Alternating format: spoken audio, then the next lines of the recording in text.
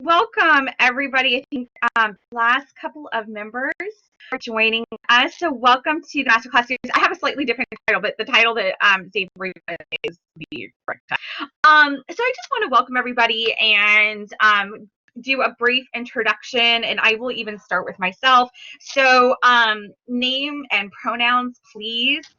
Your discipline, your reason for taking the course, and some kind of boring fact about yourself.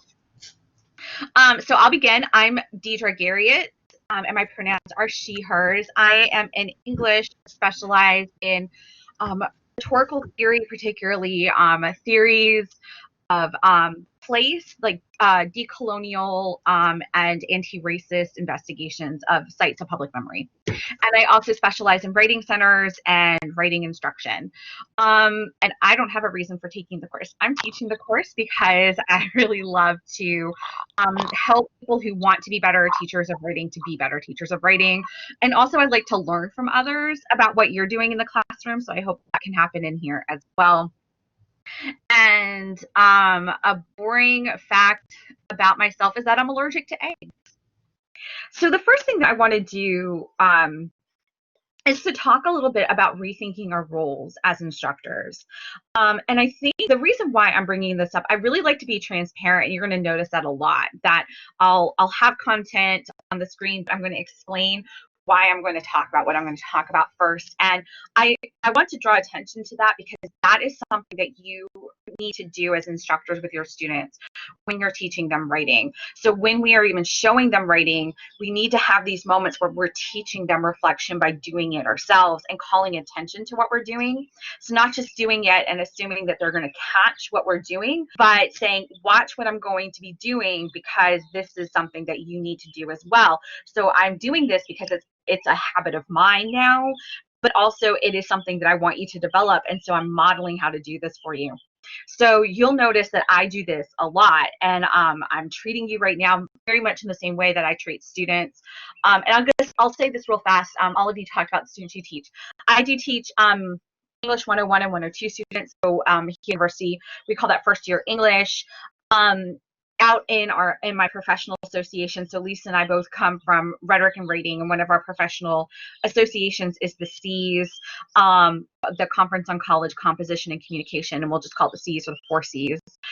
And you read a couple of statements from them for as suggested reading, and we'll talk a little bit about that today. I also teach rhetoric courses, and this semester I'm teaching a 400 level advanced writing course. So I teach writing across all levels at this point, and I do teach some graduate students as well.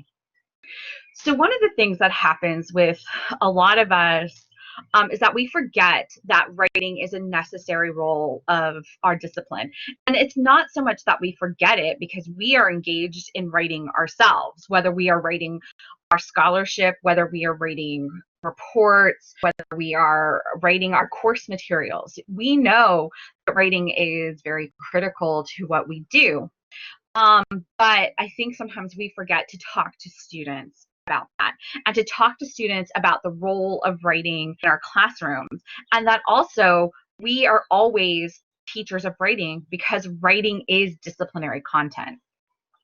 So in the past, when I have, had the opportunity to talk with teachers outside of the discipline of writing, I always hear, and I feel this so much. I hear a lot of times saying the students are bad writers, which always breaks my heart because I really don't like that term, bad writers. But we can talk about that later.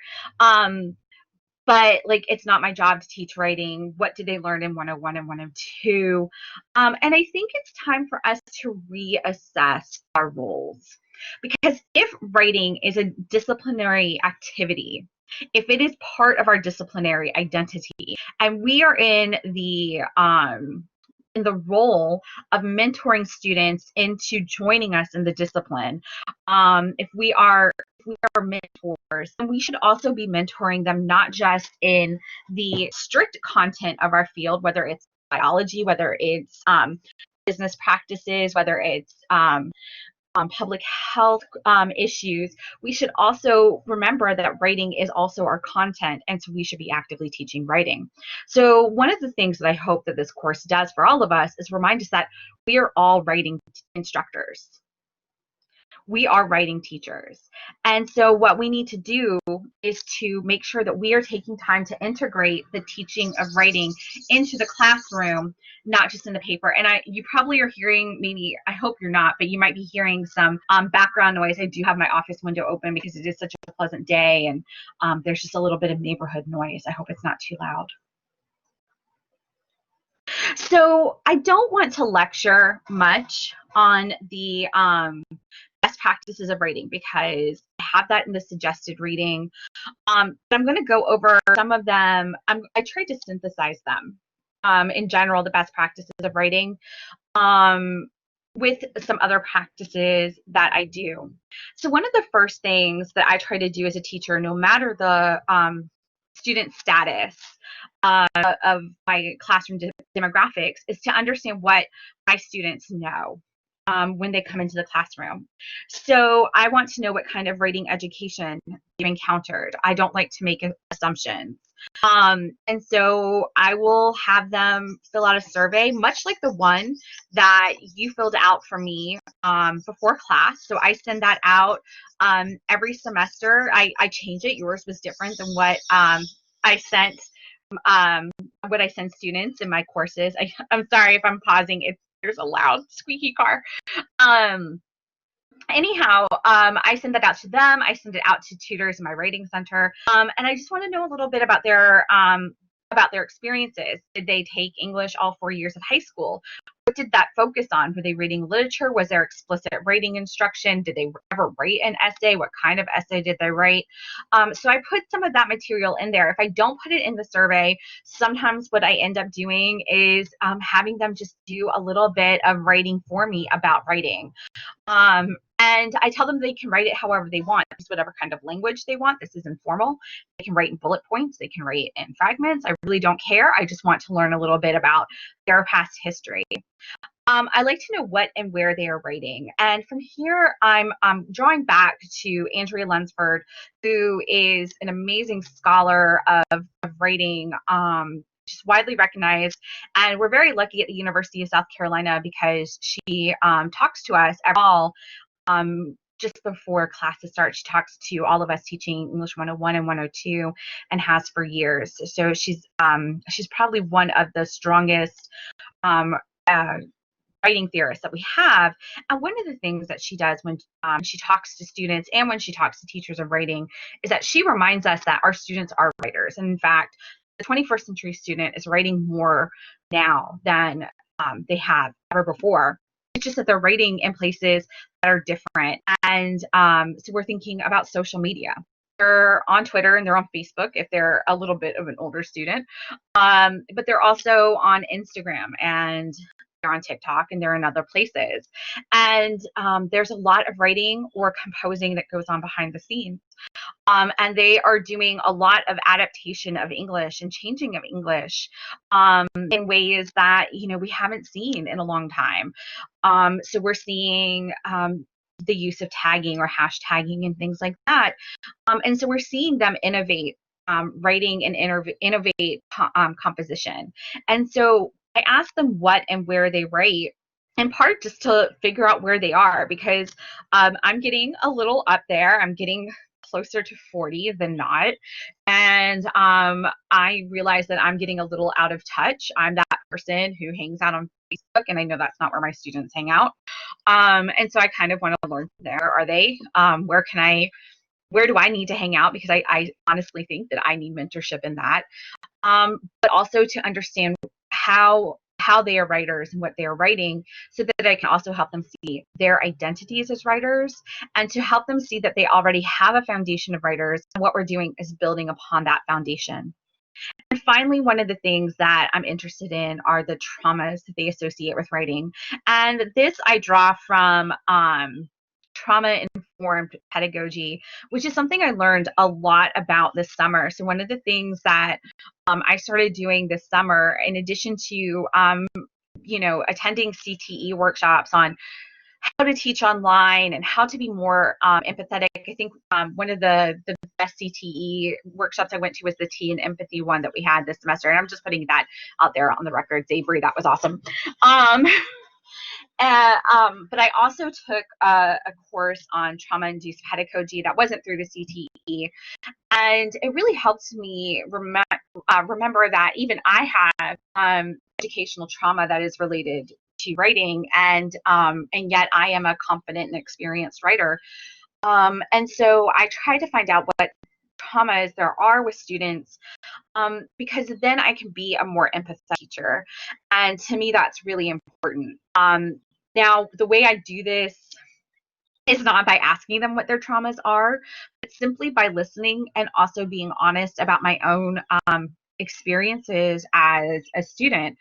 So occasionally interjecting a quick story about traumas. For example, I will, and not always about writing, because I don't necessarily want to reinforce that writing is a traumatic or painful activity, but I might tell them the story about how when I was 19 years old and a sophomore in college during the semester of 9/11, so in the fall of 2001, I was very large, about as large as I am now, very large. And I was wearing a Powerpuff Girls t-shirt to a history class, and the teacher stopped in the middle of lecture and mocked me for 10 minutes for wearing the shirt. And this was within a week of 9/11, which to me was very, very traumatic because I grew up very sheltered, just didn't imagine something like that happening to the world. And at that point, I decided to stop attending class because I felt so uncomfortable. And as a consequence, I failed the course, right? And now I have, and I went ahead and did not complain about the professor. I accepted the F. I worked very hard to pull my GPA back up. Yeah, it was a terrible experience, Paige. It was awful. And that actually gives me, whenever I had to take another history course because, right, I didn't get my history credits for my liberal arts degree. And I was in panic mode the first few weeks because I thought maybe there's something wrong with me or the professors are just mean that way. But then I also show them that what that did teach me was that I didn't realize that I had options. That in that moment I felt like a victim, and he was hurting me. He was abusing me. But I also am now a survivor because now I know when I am a student what recourses and resources I have, and then I can share that with students. So I do try to sometimes tell them little stories so that they feel comfortable sharing with me, and they do. And then I can help be a supportive figure for them and help them through this. The other thing that I want to talk about that I tried to synthesize our readings from the C's is that when we teach and grading, I want us to think more in terms of a developmental model rather than a deficit model. So a deficit model focuses on what students or writers are not doing and then trying to correct that. It often applies prescriptive ways of assessing writing. So this is where you'll see a lot of comments on grammar and mechanics, maybe style and other conventions of writing in your field. Developmental models are focused on the subject of transfer. Instead of looking at what students do not have, we look at what students have and what they're doing, how they are using the skills and knowledge that they already have, and going to the students and saying, thank you for doing this. I see what you're doing. Here's the effect of what you're doing. And let's make it even better by adding this or adapting that skill to do this. And when you do that, when you recognize what they're doing, you explain to them what they're doing, and then you say, okay, let's adapt. Let's build to what you're already showing. Not only do students realize that you're teaching them and they don't feel attacked as students, but they also are now learning how to look at their writing as critics and say, oh, here's what I'm doing. Here's the effect that it has on an actual reader, and here are the things I can do. So then they take the actual process that you did and they turn it on themselves, and it helps create some intentionality. one of the reasons why I'm really bringing this up is in my capacity as a Writing Center professional. So I've been in Writing Center since 2004, starting off as a peer tutor, later as a graduate assistant in the Writing Center, and I've been directing Writing Center since 2013 without stop. And very frequently, students will come in with faculty feedback on their writing, which is great. We love it when faculty allow students to revise their papers and we have feedback. But often the feedback is very thin and it's just not explanatory. And then the Writing Center tutors, many of whom, at least in my Writing Center right now, all of the tutors are graduate students of English. So that's where their disciplinary knowledge exists, is in English studies. And so they're trying to work on explaining disciplinary practices to students with very little feedback from the writer, from the faculty member as well, while also dealing with a student who is now feeling some kind of trauma triggered from that experience.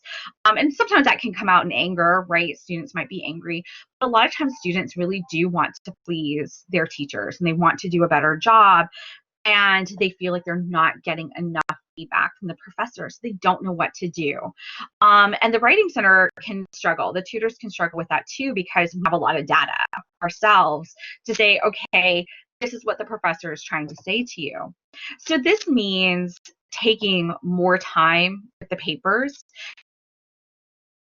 into commenting on every issue that you see, but when you see maybe a recurring issue, highlight it, explain what's happening, and then give concrete suggestions. And so really focusing on that developmental, that also helps students see really what they're doing. And I really want to focus on that a lot. The other best practices are the teaching of writing. And so the first thing is to write your assignment sheets and to teach writing as rhetorically focused. And here I'm referring you to Lloyd Bitzer and Grant Davey. These are a little dated, and Lisa is laughing, and I don't know, Paige, if you have a background in these two, but Bitzer, his article is very, very old, but we still go back to it because what Bitzer has done for rhetoric, and why we keep revisiting his article and why we keep writing about it too, is that he reminds us that writers are responding to real world exigencies. And so that's one of the things he talks about, is that a rhetor's role, or a writer's role in this case, is to identify an exigence and determine whether or not the exigence can be addressed through the mechanism of language. And then if that is true, then it's rhetorical exigence, and then the writers can use some analytical frameworks to help them decide the best way to enter into a conversation to try to ameliorate the exigence. And so what this does is help us draw attention to the world situation of writing. That our students are writing. Yes, David, revisiting Grant Davies gave me some new. I have to agree. I didn't encounter Grant Davies until maybe 10 years ago, and that really helped me. Teacher of writing, and also as someone talking to people who aren't teachers of writing, I found it really, really helpful. So, Bitzer and Grant Davies, that we need to help students see the real audiences that they are writing. He does a really, he's not great at everything. I still argue back, but he does a great job talking about exits. We need to identify the fact that when we are writing out an exigence, out an issue or concern or whatever it is. An exigence is something that we want to solve, or we want to talk about, or we want to bring up in conversation to real world audiences. And this is really critical because students are hyper aware that their professor is their audience. And so very frequently when they're writing, they're saying, well, I'm for my professor. And so you have become a stand-in for a larger audience. So you need to talk about the kinds of audiences who might engage this. So when I create writing assignments, I specify the audience with my students, a lot of times, especially in first year writing. But also when I'm writing for writing assignment sheets for advanced writers, I have them select a particular kind of audience. They might look at a journal that we've been reading and they want to write as though they are writing to the editors of that journal. Right now, my students are writing to each other because the conceit of the assignment is that we are putting together an anthology of autobiographies of students in English 460. And so they are each other's audiences, and their other audiences are cultural rhetoricians who are the scholars that we've been reading. And so I try to have them think of actual readers who could encounter their writing. And it also gives it some sense of purpose. When we remind them that we are writing into an exigence or with an exigent mind and to a specific audience, then writing has a purpose. The other thing is to talk about disciplinary conventions. And I'm going to talk about this a little bit more later when I talk about what happens in 101, because I think it's important for y'all to know what 101 teaches so that you also know what doesn't happen. So I'm going to just sort of skip over that and then tell them your expectations and pet peeves. I absolutely tell students my pet peeves. A comma splice is my pet peeve. And it's really funny because I am an anti-racist decolonial grader. So I actually don't grade at all for grammar or mechanics. But the comma splice drives me crazy. And it's probably because I used to do it and I got called out for it a lot. And now I'm hyper aware of it. And I do let them know, like, this is something that for me as a reader, just get my attention, will stick to it, and it really bothers me. So I'm going to teach you how to avoid the comma splice so that as much as possible you can avoid it so you're not annoying me as a reader. And so I do a lot of teaching about my expectations and being very, very clear about my expectations. When you're assessing writings, when you're grading writing, take time to identify effective strategies that students have employed and then explain why they're effective. And the reason why we do this is because sometimes students aren't necessarily writing with a lot of intentionality. They're just trying to write to get it done. Our students are so busy, especially in the time of COVID. I've got students who are working 2 or 3 jobs, taking 18 credit hours, raising children. I have so many students going through so many things. And so sometimes they're writing just to write. So if I can take the time to say, you did this thing, and here's the effect, and here's why the effect is so powerful, then they can go, oh, I did this. I didn't necessarily think that I did this, but I did. And now I'm going to try to do that again. When you come across writing that isn't effective, it's less effective or ineffective, do the same thing. Identify it and explain why it's ineffective, and then offer concrete guidance. And we'll talk a little bit about that later. So I am going to pause here and talk a little bit about English 101 and 102, just so that y'all can understand, because for those of you teaching undergraduates, the majority of them are coming out or have had English 101 or 102. And again, we call that FYE here at the University of South Carolina. There is a focus on transfer. So and rhetorically situated writing. So the idea is that you're teaching students to think about writing as writing within a specific context, and that their job is to use particular heuristics or strategies for thinking about persuasion and thinking about organizing their writing in such a way that they can later adapt it to other writing situations. So the other thing that we do with this is teach them in general about the conventions of academic writing. And I really want to emphasize that these are conventions in general. After students leave our classes and go into other courses that are within other disciplines, those skills that they've learned are going to need to be honed or adapted within specific fields. And occasionally we forget as instructors to let them know, yes, you have a general sense of how academic writing operates and what it looks like. But now you're within, for example, in my field, you're within cultural rhetorics, and here's what we expect. And taking the time to demystify writing. So we try to demystify academic writing in general to give them a sense of what their professors typically expect, but notice how I'm hedging here, we can't speak to all the disciplines. Students will write 3 to 4 essays, roughly 1,000 to 2,000 words each. They go through the writing process. They'll write outlines. They will go through a peer review. They will turn in a draft that the department calls ghost grade, but what that really means is it is graded, but then the faculty member gives them feedback and they can revise it for a higher grade. They're learning only MLA format in these classrooms, so they're not getting instruction on APA or Chicago. They will be using primary and secondary sources. In 101, it's primary sources only, and in the 102, they start doing an extended research project that lasts over the course of the semester, and so they will start working with secondary sources. Beginning with learning how to evaluate those sources, they will put together an annotated bibliography, a traditional academic argument essay, and then they will later revise that for a public argument. That's just a little bit of what they do.